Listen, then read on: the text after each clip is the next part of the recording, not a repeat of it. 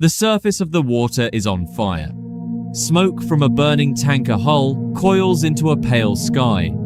In the distance, the grey silhouettes of warships cut through the haze. Below them, a gridlock of supertankers, each one carrying enough crude oil to fuel a small nation, sits motionless, waiting. The Strait of Hormuz. 21 miles wide at its narrowest point. 20% of the world's oil passes through this channel.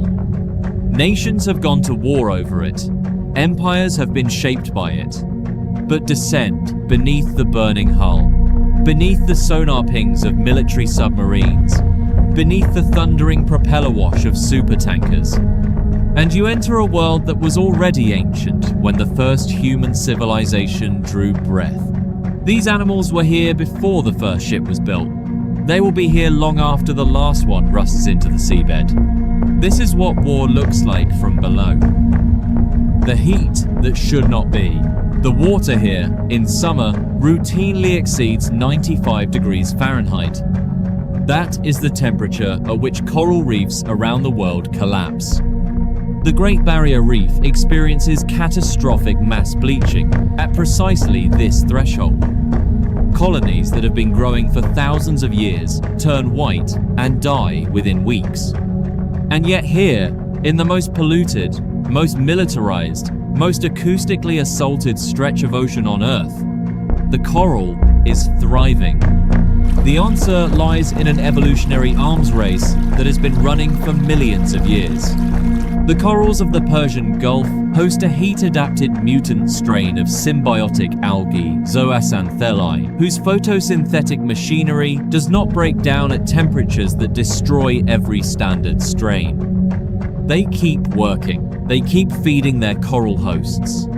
A biological partnership forged in extremity millions of years before the first tanker ever cast a shadow on this reef.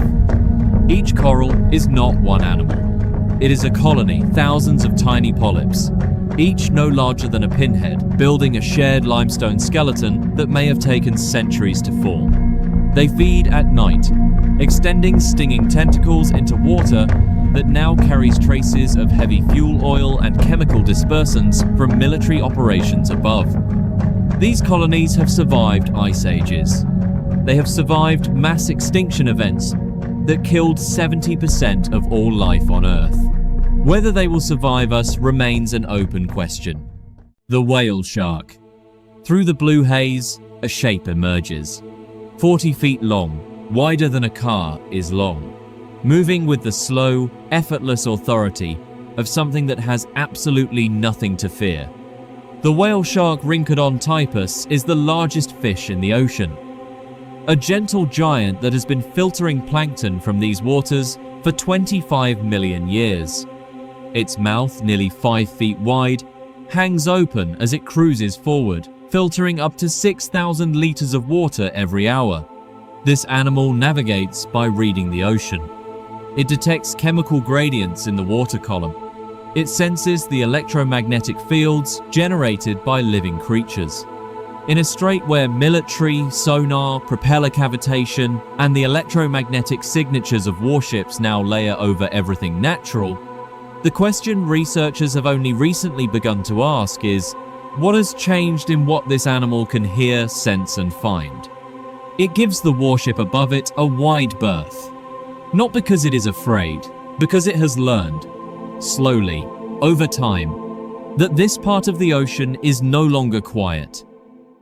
The oceanic white-tip shark. The oceanic white-tip shark, once described by Jacques Cousteau as the most dangerous shark in the ocean, not the great white, not the bull shark, but this one, Carcharodonus longimanus. The tips of its broad, rounded fins are white as bone. It has a reputation built over centuries of maritime disaster. It was the species most responsible for casualties in the sinking of the USS Indianapolis in 1945, when hundreds of sailors spent days in open water. Today, the oceanic white-tip is critically endangered.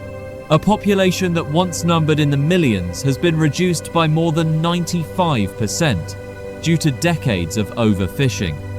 In the Persian Gulf and Arabian Sea, the combination of military activity, commercial shipping, and unregulated fishing has compressed its remaining habitat into shrinking corridors. And yet here it is, still circling, still hunting, drawn perhaps by the same instinct that brought its ancestors to these waters long before the first human ship crossed them. The bobbit worm. The more unsettling predator is not the one you can see. The bobbit worm Eunice aphroditoa has been burying itself in sediment and waiting for prey to pass overhead since the Devonian period. Its oldest known fossil dates to 400 million years ago. Even then, the jaw fossil pointed to a creature already around 3 feet long. It launches from its burrow at nearly 20 feet per second. Its jaws, serrated, scissor-like, can cut prey clean in two before pulling the body down into the dark. A body that can reach 10 feet in length, compressed into a burrow barely wide enough to contain it. The sediment of the Strait of Hormuz is hypersaline, frequently hypoxic, and contaminated with hydrogen sulfide. This worm lives in it comfortably. It detects prey not with eyes, but through mechanoreceptors, distributed across its body sensors that read vibration directly from the sediment. In waters now saturated with the vibration of military vessels, the acoustic landscape it has relied upon for millions of years has been completely transformed. The hawksbill sea turtle. Eric Michelli's imbricata. The hawksbill sea turtle, 100 million years old as a species. Named for its narrow, pointed beak, evolved specifically to reach into crevices in coral reefs and extract sponges. It navigates by detecting the Earth's magnetic field, a navigational system so precise that females return to the exact same beach where they were born to lay their own eggs, sometimes crossing thousands of miles of open ocean to do so. The hawksbill is critically endangered. Shell trade, coastal development, accidental capture in fishing nets, and ingestion of floating plastic have each played their part. The Persian Gulf nesting populations are among the last viable ones in the region. She has been coming to this reef for decades. She does not know the names of the nations whose warships cross above her. She knows only the magnetic signature of home. The Arabian Sea beneath these waters harbors one of the most severe oxygen minimum zones on the planet. Cold, nutrient-rich upwelling triggers vast algal blooms at the surface. The blooms die. They sink. Bacteria decompose them, and in doing so consume virtually all dissolved oxygen between 600 and 4,000 feet deep. The water becomes anoxic, a dead zone the size of Florida, expanding by the year as surface warming increases stratification and slows oxygen exchange. Scientists call it the cauldron of sorrow. And yet, life finds a way. Life always finds a way. The sperm whale. Before we descend into the dead zone itself, consider what hunts at its very edge. The sperm whale Physeter macrocephalus is the largest toothed predator that has ever lived on Earth. A mature bull can reach 60 feet and weigh over 50 tons. Its brain, at 18 pounds, is the largest of any animal in history. It can dive to more than 7,000 feet and hold its breath for over 90 minutes.